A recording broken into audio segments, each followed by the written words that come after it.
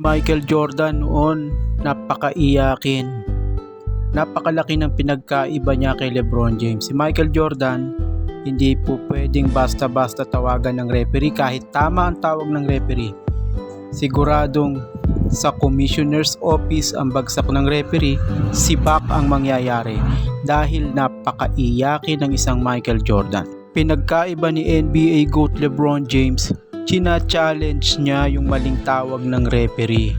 Kinaklaro niya at nililinaw niya yung mga palpak at mga lutong tawag ng referee. Iba si Jordan kay LeBron.